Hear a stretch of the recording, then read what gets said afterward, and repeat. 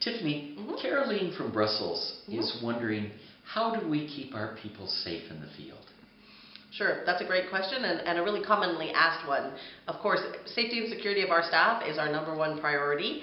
And first and foremost, what we always remind ourselves and remind each other and share with everyone is we can't talk about protecting others if we can't work on keeping ourselves safe, protecting ourselves, our staff, and our assets when we're in the field working in really difficult conditions. And there's a number of ways that we go about it. There's no singular solution. We work in really complex, dangerous environments, and that's a reality. But we do quite a series of things to help mitigate those risks and reduce the risks of injury to our staff.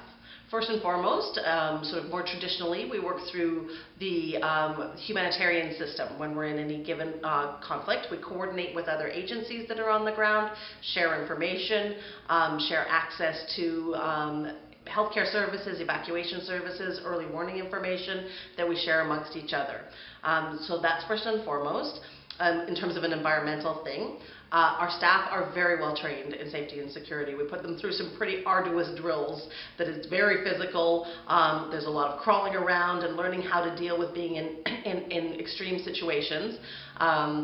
It's really physical and interactive, and they go through quite a bit of that training. In all of our country programs, we have safety and security managers on staff, and they spend their time moving through the field teams, making sure that all the protocols and policies and procedures that we have put into place are being implemented, that the team has the equipment that they need, the communications infrastructure that they need to be safe. And then ultimately, and really what is the most important thing for our safety, is the fact that we work as a nonpartisan, trusted party in any given location where we are. So we call that the acceptance strategy.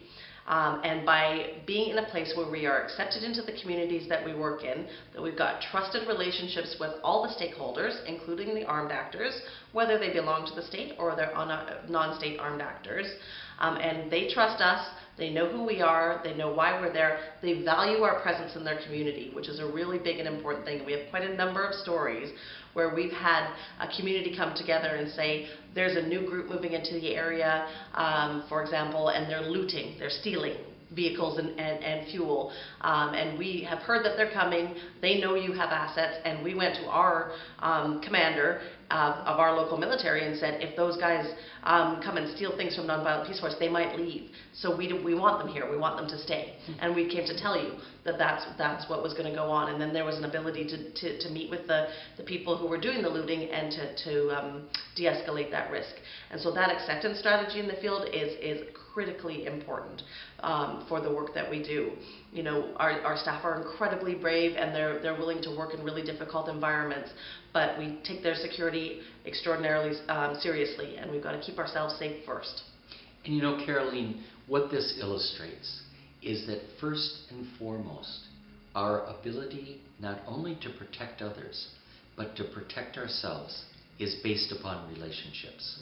And those don't come fast. Those have to be established over time.